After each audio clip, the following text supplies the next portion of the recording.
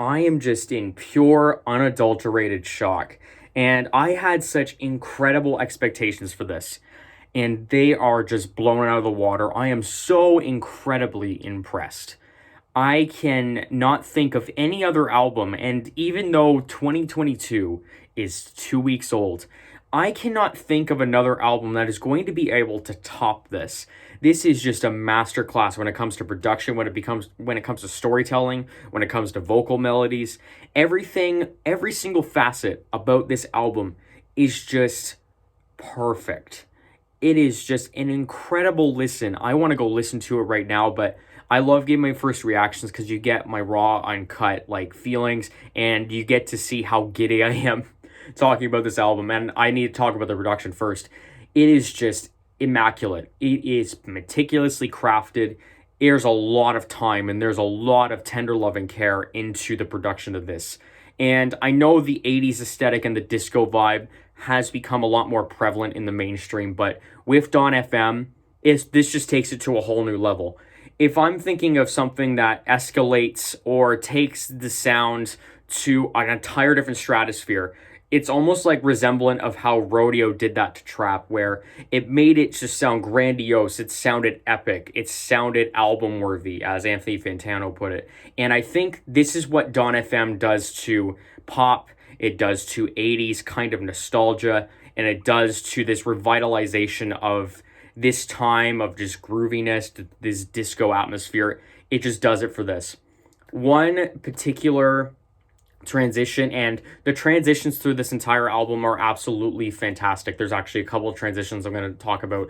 How Do I Make You Love Me into Take My Breath extended version. That is just pure, unadulterated musical genius.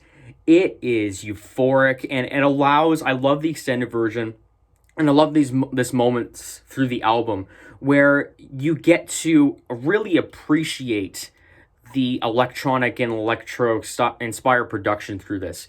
There is multiple times for this album where the Weeknd's just not even there, but we get to appreciate this amazing production throughout the entire album.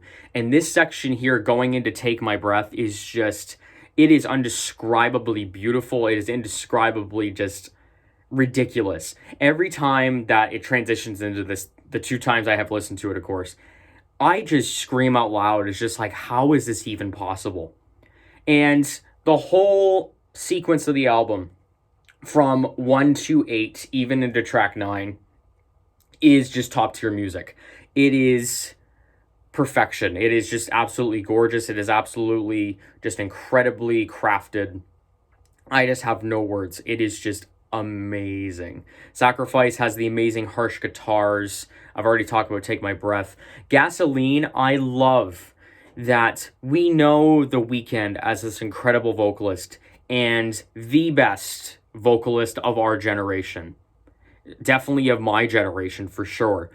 But I love that The Weeknd is able to take a little bit of a risk and be a lot more, I guess, theatrical with his delivery. It reminded me of something that David Bowie would do, but it just works, and it works along this kind of concept of the album that I'm going to get to in a second. But Out of Time is just, it's beautiful. It's just incredibly gorgeous. Here We Go Again, Tyler's feature and the production through it, just beautiful. The transition from Best Friends to Is There Someone Else into that soul sample of Is There Someone Else? My goodness. I just want to go back and listen to this album right now. And my favorite track, which probably is everyone's, is probably Less Than Zero. That very acoustic guitar, the melody that is carried throughout, it's just so heartwarming. It's just so blissful. It adds this beautiful end to this incredible album. It ties it up with a bow, and it ties it on a much more personal note, and it ties it with acceptance, and it ties it with knowing that we can't change the past, we just have to accept it. And it's just a beautiful way of just and concluding this album. And I'm not sure if this is the concluding kind of atmosphere, the concluding kind of character of The Weeknd being incredibly toxic. being living the fast life of drugs and sex. I don't know if this is the death of literally the character that is The Weeknd, but I'm so interested to see where this goes further on as we go further into the decade, because it's incredible to think that The Weeknd has at least guaranteed two albums of the decade with After Hours and now this. I am honestly going to say this is one of the albums of the decade. And now I want to talk about the concept of the album. And I believe, and I kind of tackled it as I was talking about Less Than Zero. It's kind of what I think is The Weeknd is trying to go back into time, go back to possibly different moments, and it seems After Hours is kind of the companion piece to this. It seems that The Weeknd is trying to go back and fix things, trying to fix the things that he knows that he screwed up. He knows that, and I made this prediction that this is much more going to be more of a mature kind of release, and I really think it is, because he wants to go back. He wants to fix the toxic relationships. He wants to fix the recklessness that he had. He really just wants to try to fix things as much as possible. And I love in the track A Tale by Quincy, this line in particular really tells as to how this is kind of a fleeting battle. It's not going to work. He says it's like looking back is a bitch, isn't it? And it's true, because we look back on our lives and we know that we've made incredible mistakes. We know that we have caused transgressions to people. And we try to fix it, or we think to ourselves, it's like, if only I could fix that moment, but it's a fleeting battle. We can't do it. And as we go into Here We Go Again, Best Friends, Is There Someone Else, Starry Eyes, I believe The Weeknd is still trying to grasp on to trying to fix things, or maybe even trying the same things, or trying different approaches to make the situation right, to fix things. And when I think about this, I think of the teaser trailer of how The Weeknd was around women. I remember one particular scene. The Weeknd is around a couple of women. And this may be just paraphrasing, or this may be just a rough translation, but I know for a fact that the younger version of Weeknd is like almost curb stomping or just beating up the older version of The Weeknd. And I believe, as we're going to tie this in, I believe the older version, which I believe is a wandering ghost throughout this album, and he's trying to basically go back into the past and just being a bystander, just trying to fix things. And I believe this moment where The Weeknd, the younger version of The Weeknd, beats up like Grandpa Abel, I guess I'll call him. He beats up Grandpa Abel. This is the moment where The Weeknd's, the older version, the more mature version, realizes that it's impossible. You can't fix the past. It's just the way it is, because every time you try, it's going to end up in hurt. It's going to end up in demise. I think that's what that really means, and I think that really conveys well as to what the concept is. And as we go into Don't Break My Heart, I Heard You're Married, we still get a little bit more of that, just accepting that we can't change it. I can't change anything about it. And then it goes to Less Than Zero, where the girl is married. There was a possibility of cheating. I know there was a little bit of a love triangle that was occurring throughout this album. Less Than Zero is the acceptance that I can't change things, and this woman is better off with somebody else. I can't change anything. It is a losing battle, and knowing that I caused this, knowing that I caused these transgressions, this pain, this grief, I think it's time to step back and realize that I've made mistakes and I have to grow from those mistakes, and I just have to move on.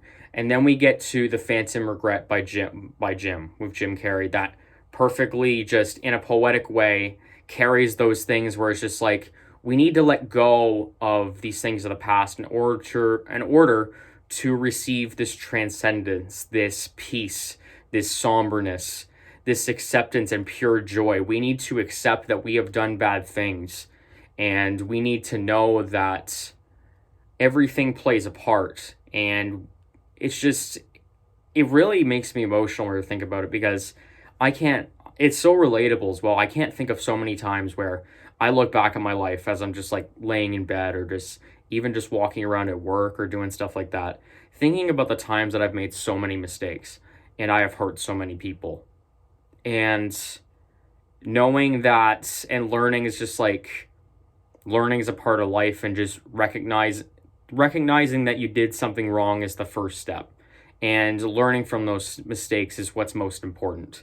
And kind of moving on, and the afterlife for us may mean just moving on to a better life, a better understanding, and a better outlook on life, a better outlook on how do we fix ourselves, how do we prevent ourselves from causing these toxic relationships, this toxic behavior.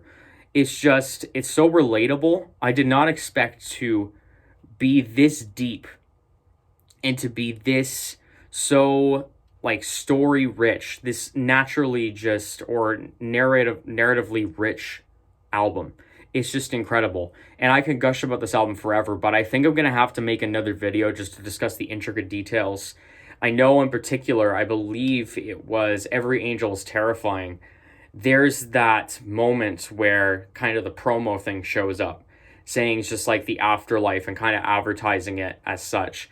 And that, I believe that moment is where the afterlife is just saying, it's just like, it is much better here.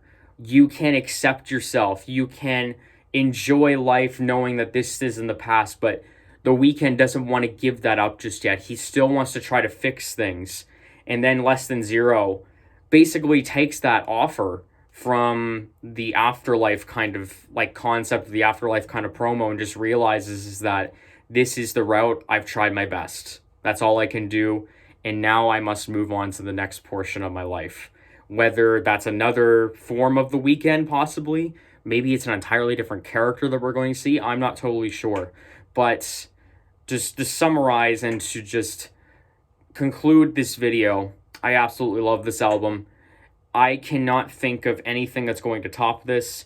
And Gun is Drip Season 4. I'm sorry, but you're going to have to wait a couple of days because I can't picture listening to anything else for at least the next couple of weeks. And I know there's so many albums dropping, but this is just pure perfection.